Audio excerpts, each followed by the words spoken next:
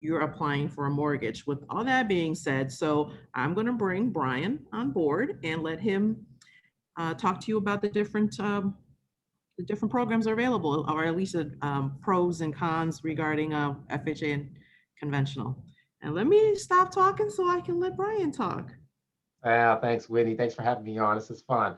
It's always better to be interviewed instead of being the one interviewing. Uh, no, you're right. You had me laughing when you're talking about selling ice to Eskimos. I mean, it's crazy. I think it is a thing you got to be passionate about, right? And Mhm. what you enjoy, and then you educate and you give really good information, and you build on that. But no, thanks for having me on your program. I appreciate that. I see you a lot on social media, and you have a Yes, it's about time I return the favor, right? You had me on your radio show a couple of times, so now you're going to be on my show. yeah. You're gonna come on again in a month or the next couple of weeks, right? I can Yeah, get you on there because you come out. sounds like a plan. All right. No, so and thanks again. So I truly believe it's important. What we learn is, knowledge is power. And I'm going to share a screen a little bit, but we're going to talk about FHA and conventional, right? Like the big differences. For a long time, you saw a lot of clients or agents that really, different time periods. I've been in the business since '01. So I've seen it where they pushed FHA, and I've seen it where they ran away from FHA. And I don't think there's a wrong or right answer, but I do believe it depends on the client and the situation. There's things that I like about FHA, and there's things I don't like about FHA. And so when we talk about FHA, just to start off, it's generally speaking, people think low down payment, I got bad credit. That's not all FHA does, right? It does allow for a lower down payment. FHA requires 3.5% down. So for easy math, if we're doing a $100,000 purchase, 3.5% would be $3,500 plus your title, taxes, and closing costs. So it does give you some opportunities there. One disadvantage that I don't like about FHA is that it has mortgage insurance for the life of the loan, unless you put 10% down. Some people don't know that. You put 10% down, the mortgage insurance ends after 11 years, which with our equity increase lately, and I'm not going to spend time on that. I think that's a long time to wait for your mortgage insurance to go away. But the things that I don't like about FHA is the upfront mortgage insurance and the mortgage insurance lasting for the life of the loan. So for 360 months, which that's a lot of money that you're potentially throwing away. Now, an advantage might be to get your foot in the door if you wanted to buy a 3 or 4 unit. It allows you to buy that property without having to come up with 20 to 25% down as a conventional loan with. You can get in there and buy 3.5% down. So that's one advantage. Lower down payment helps you out there. Um, so the thought process that where the credit is more convenient on an FHA loan, and like they'll accept more challenging loan, that's true. Um, so I mean, FHA can go down, from what I understand, a 580 credit score. And I mean, we have different programs and things that where we're limited to 640 in house, but we do have a broker option down to 580. All of that being said, so they're more lenient on challenged credits. If you had some past things, that happened to you, whether it be a bankruptcy or foreclosure, they're more lenient on that. Wendy, did you have anything you wanted me to touch on specifically regarding FHA in that matter, or let me keep No, going? I'm letting you be the expert. I will, of course, chime in and add any other things that come to my mind, of course, but I'm going to let you do your thing So that you yeah, do so so well. so let's talk about a couple of these. So let's say it, Wendy, it's occupational hazard. So I'm gonna I'm gonna ask you a question. So FHA, let's with the market being as the growth of the values going up. In some cases, FHA loan limits are at 379 500. So if you got a house that's 450, you probably not going to go FHA. In a lot of cases, you'll go conventional. So conventional goes up to 548,000 and 250. So that's a difference there. So especially with it gives you more buying power to be able to go conventional. Here's something. Let me bust a myth really quick too. They say, "Oh, I don't want to go conventional because I got to put 20% down." That's not true at all. Or there's a 3% down program with conventional. Oh, I don't fit into the home ready or in one of the special programs, so I can put 3% down. Right? Well, that's not true either. There's the home ready, which reduced PMI program that's available to you with 3% down, but there's also an availability to buy a home with 3% down, up to 548,000. Some people, you got to be a first time buyer. Otherwise, you'd have to put a minimum of 5% down. Well, let So me ask you a question then, as you're saying that, sorry. Um, does that mean a home ready product could be possibly more attractive than a FHA product? absolutely, absolutely. And as a matter of fact, if you qualify, I probably prefer to go home ready over at FHA. one, the mortgage insurance goes away once you have 20% equity. Two, you have reduced mortgage insurance. In a lot of cases, it's like half, especially with the PMI companies, where because we shop it around. I had a situation where we were looking at $250 in PMI just a couple of days ago, in mortgage insurance, sorry, and the conventional product came in at like $60 a month. That's a huge difference. Big difference. So, and then let alone we're not even talking about putting the upfront mortgage insurance financed into your loan of 1.75%. And for easy math, for those, we're doing $100,000 house, that's $1,750 that goes on top of your loan, just because you're doing a lower down payment. Now it has Heard it here, guys. Could be way more beneficial to do a home ready versus an FHA. So many people run to us as the realtor and the lender and say, we want to do FHA. I want to do FHA. And sometimes, they just have to sit back for a minute. Hold on.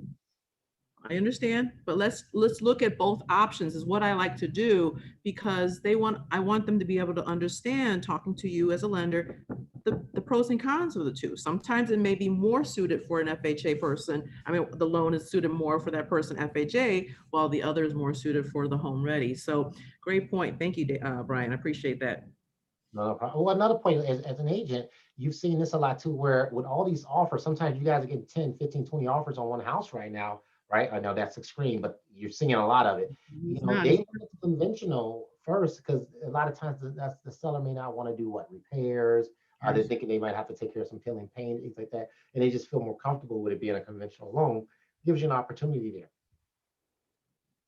And now So we're not knocking FHA, because FHA has helped us out a lot. it truly has helped a lot of people. But I just, the whole point of this is that to establish the fact that there is more than just the option of FHA. Okay. And that's the whole point, guys. And let's just look at the two products compared side by side and see what makes most sense for you. Okay. And so I read something online, and I want to see what your thoughts about this is. FHA being quote unquote the lender or the financing product of choice. And because of the sheer number of offers that are coming into this marketplace with one property. And when you said 20 to 30 is extreme, it's actually not extreme. It can be the norm. And in fact, I read one article that said 97 offers through realtor.com. Wow. And Marky Lemons, who is the the head of training at Exit, she talked about an example where 122 offers out of 150 showings. Okay, Wow. that is crazy numbers. Okay, so but my point in saying all this is it was stating that it could be perceived as being a discriminatory loan. What is your thoughts about that? Are they saying FHA is discriminatory? Correct, because or because they're making that stance and picking conventional over FHA. That Oh, what you're saying the sellers could be discriminating. I mean, how can you tell? I mean, I get it, to one degree. If I'm a seller and I get to put my lender hat off, let me take that off. You're selling me a house, and I'm a seller. When I look at the offers, one, I want to know what credit, what type of deal, what type of lender we're dealing with too. But two, it is, where's your down payment coming from? Because there are more layers of risk involved every time you add something else. FHA is not bad. I understand FHA, but there might be some things that FHA requires me to do repairs on where conventional may not require me to do things. That's not like it's always safety issues. It could just be, getting a little more picky on things. So would I be discriminating as a seller? I don't know if it's discriminating on the offers. You really are. If you think about it, if you get 20 offers, you got to choose. Right. Yeah, so you're choosing which people is like, stronger. well, why does it mean that FHA is less better than a conventional loan? So Right. it's like it's creating I see a lot of the debates that are going online, and sometimes it's just good to get some clarity and thoughts Right. about from yourself as a lender as well.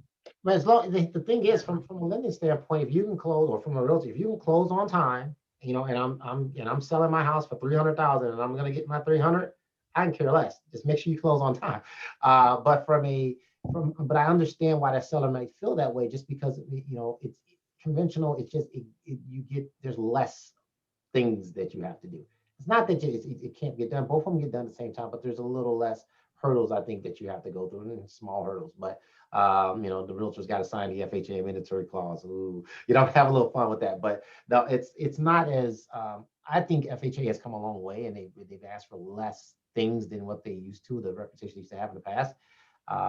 But no, like peeling paint, and use that as an example. A lot of people don't know that if that paint was done after 1978, then you can tell the appraiser that, oh no, we don't have to repair this peeling paint because we don't have to worry about lead base. So there's different things you can present back to protect yourself. So you don't necessarily have to do extra things, because you're seeing this. I'm gonna throw this question right back at you. From a selling standpoint, are you seeing more sellers push back on doing repairs because they feel like I have 19 other people waiting to buy this house? Yes, they are. And a lot of buyers are and have taken properties subject to, and but then having to, in the middle of negotiations after the inspection is completed, and come to find out some issues, the seller's like, you said as is, even though, and these are even with deals that are, if you signed off, and it's even that the buyer is an FHA financing. Well, what Right. happens? I mean, right? Because if the repairs aren't done, then the loan won't get approved, because those things are going to be necessarily, of course, flagged. And so we've done it. Like I have one, for example, right now we're in queue to wait for the appraiser to come through, and the seller had said that we're not doing certain things. And I've said to the listing agent, I was like, look, you said that when we're sitting back and negotiating initially, that the seller will fix FHA things. Now you're saying that, well, we're not going to fix this particular FHA thing because it's cost. So then now we've got to come to the point where they said, okay, well, I talked to the client. I was like, well, let me caution you, this is where we're at. Mind you, seller doesn't have to unfortunately fix everything, but they have to fix certain things to be in get to the next level as far as the appraisal, and then also the repairs being approved so that we can clear that condition to close, right? So now we're going to take it to the next level, do the appraisal, and then wait to see if the appraiser is flagging those things. And if the appraiser flags those things, then at that point, of course, the seller has to do those repairs. So they can, at that point, they're just kind of rolling the dice right now. So we're taking it to that level where at least the appraiser is, if they flag it, then the seller has to fix those items for an FHA deal. Yeah, I mean, I like what you said. I mean, and kind of just to touch base, piggyback on what you talked about, and I mentioned it earlier, the FHA mandatory clause. When you're signing that as a seller, an agent, you're agreeing that again, if you want to have an attorney enforce it, but basically you're saying, we agreed to this purchase price. We're just going to use the number 300,000. If it doesn't appraise out at 300,000, you have three options. You have the right to renegotiate. You have the right to get your money back, right? Or you have the right to pay the difference. You guys can negotiate. That's an out. But the certification part, if you agree to that FHA loan, then you got to address those needs. And right now, I mean, the big thing is what you see: peeling paint and cracked windows. Railings on the staircase. There's little safety things that makes sense that you should have on the house. I would agree with. So it's neither here or there, but Okay. All right. Moving onward. What's your next point, Brian? oh, so we talked about FHA a lot. So conventional, we talked about 3% down, the Home Ready program, which gives a reduced mortgage insurance, which I like that program a lot. But also want to talk about from the standpoint, there's less. It says let's go with credit comparisons. Did we touch base on that a lot? Or Go ahead. Mhm. yeah, so a lot of people think you need perfect credit to go conventional. That's not true either. So you can get away with sometimes a 640 credit score to get conventional if there's comp factors. I've seen DU take 660 as the norm on some of those programs. The only bad thing that I see on the conventional side when it comes to lower credit score is that these hits when it comes to PMI insurance or private mortgage insurance. And rates and credit score, the rates. So like if for example, if you're under 740 for conventional, there's a hit. If you're under 720, there's a hit. If you're under 700, so there's these level, we call that risk-based pricing that you have to deal with. Now, if it's one of the home ready programs or like one of the specialty down payment assistance program, then those hits get limited. So you can still go with one of those other programs and still not take on a full hit on your PMI or rate hike. So there are some advantages there too, because a lot of times people think I don't have perfect credit and I can't go conventional. You don't need perfect credit to go conventional. Okay. And again, one is not better than the other. There's just advantages and disadvantages. Correct, correct. You know, and that's the whole point. I'm not trying to push one product over the other. My whole point, guys, and again, having this conversation brought to you is that it's weighing out the options, okay? You have two options, conventional FHA or potentially a VA if you're a veteran, okay? But just know that listen to the lender and just understand, given your specific situation, what is going to be best for you. What's best for your uncle, your grandma, your girlfriend, your neighbor. It may not be working for you. Okay. Right. And so is just sit down and with the lender and have them, and Brian does this where he will compare side by side what would it look like if you can qualify for both. This is FHA, this is conventional. So then again, you have the choice to decide from there what you want to move forward with, right? So Yeah, on the down payment, I would say on multi-units, I'm almost always saying if you're going to live in it, go FHA. One other thing that we kind of touch base on as far as like when it comes to conventional FHA, I want to bring this up, and I'm too young to let this to lose my thought process. Right, I just had it in my head. It's oh God, I just lost my train of thought. Keep going, Wendy. I literally just had something I want to say about conventional, comparing it to FHA that gives you a little bit more advantages. Oh, I know what it was. It's the see, it comes back. I had to think clearly. It's the timetable thing. So when I talk about we talked about credit, it's timetable. So like for example, if you had a bankruptcy, right? FHA allows you to buy after 2 years discharge or 1 year after while you're in a 13. So there's flexibility. A lot of people think they had a bankruptcy, they can't buy for another 5, 6, 7 years, conventional, but or 4 years conventional, but 7 years foreclosure. But if you have a bankruptcy and you want to go FHA, while you're in a Chapter 13, it can be 12 months. You can turn around and potentially buy after 12 months. So there's some more flexibility there. Conventional is a little more strict when it comes to those things. 4 years for bankruptcy, 7 years for foreclosure. FHA is 3 years for foreclosure, and there are conventional. Oh, VA allows for 2 years after a foreclosure, which is amazing. But yeah, there's more. So it really depends on where you're at in your life. I think a lot of people are past the 2008 crisis. and all that good stuff, right? Yeah. Or like with condos, right? A lot of times condos we can do spot approvals, but condos for FHA, that's what a spot approval is. A lot of times condos are not FHA approved. So you got to go conventional on those. So there's different reasons why you may go one way or the other. But the timetable on a setback, maybe you had a challenge in your life, whether it's a bankruptcy, foreclosure, short sale. Uh, FHA is a little bit more lenient. VA is the most lenient. FHA, and then conventional is a little stricter on those things. But if all is well, I think when we talk about this, we're usually talking about 2008, where the crisis was. I mean, we had a crisis last year, pandemic.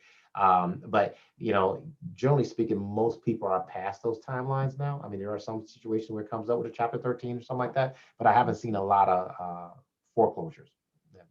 That being said. So as you talk about pandemic and um, the crisis, as far as those who I should say, worked limited hours during the pandemic time, are you finding FHA conventional more of the product of the choice at that point? Would that be one of the factors that could Not affect? really. I mean, they have their various guidelines, but it's very similar, right? So, the main thing is they want to see you back to work, right? And that you're getting your full pay and it's going to continue. That's a big thing. And we're starting to see restaurants open back up. Yes. Um, if you don't, I'd like to mention one thing, if it's okay with you. It's on the conventional side. This is just dealing with self-employed borrowers. I know we didn't talk about that, but they have put some things in place now that maybe some challenges for people that are self-employed. That's through the pandemic, going conventional. And FHA probably has the same thing too, but specifically, I'm talking about conventional. Um, we need a profit and loss statement, and that profit and loss has to show that you're still making money. So you could have weathered the storm all through last year, but if we see your January and February profit and loss right now and it's not showing money, then we have to take that into strong consideration, and it can limit you from being able to purchase a home. Whereas before, you get to December, we say, oh, we're having a loss, but with the pandemic and everything going on, we need to see that income and at work it's back to normal. So I don't want to try to confuse anyone there, but that's where conventional and FHA, I should say, it's important that as a self-employed business owner, that you're able to show the same income that you had even from the last 2 years. Okay. All right, cool. Thank you. All right. Next point. Okay, so we talked about conventional, we talked about FHA, we talked about timelines, we talked about programs. So let's see. I mean, we're not getting to it. You want to go into the 10 Commandments, or where are you feeling? Any questions you have for me? Yeah, I was getting ready to say, do we have any questions here? I don't see no questions being posed. So those of you who have been watching us, please do for sure punch it in and ask what the questions are. So we're here for. Or if you're those who are going to catch the replay, feel free to, of course, still go ahead and put your comments and questions in the chat box. And of course, it will chime us and we'll answer the questions as we see them, of course, okay? Do you want me to tell you the screen, Wendy? Like the 3 reasons why first-time home buyers should love FHA? I can give you that one. Yes. I didn't know that. Yeah, here we go. Look, I'll give you guys a little something here. Can you guys see that? I can see it. You see that? Yeah, I can't tell if we were okay. So you see 3 reasons why you should buy, why first-time home buyers should love FHA. So they do. You're right. You got low down payment, right? That's similar to conventional. Your funds can be gifted. We didn't talk about that. So you don't actually have to come up with your whole 3.5%. You can receive grants and you can receive a gift, and they can come from different places. Relatives, employers, unions, charitable organizations, flexible credit guidelines. Look. We talked about that already, but that's something for you guys to kind of take note of. I would say it is good for first-time buyers because it does, if you have some back, it's specifically on credit. If you have a little bit some of those challenges, some of those setbacks, then you could get through those a little bit faster or quicker. I mean, and I think it's probably why when you think about 2008, like 70% of Americans were using that FHA at the time. And it's probably more like 50-50 now because conventional has loosened guidelines so much. But there is some good things about FHA as well. For sure. I mean, again, it's pros and cons to everything. I mean, I'm not per se a fan of the MI, but I would rather that a buyer still goes through FHA financing to pay MI than to pay their landlord, okay? Because either way, you're paying a mortgage, so why not it be your own? It may just come at a little bit of a higher cost because of having to pay MI or PMI, but at least you are owning your own property and paying your own mortgage instead of your landlord's mortgage, okay? So, but I like that. That's a great flyer. Those who are interested in getting that, please tag your name, put your name in the chat box, and we'll send that over to you as well. Okay, is that good, Brian? That's good. I'm trying to figure out how to take it down now. Let's see. Let's see here. I think Jennifer has control. Hopefully she can take that over. Yes, no, Jennifer?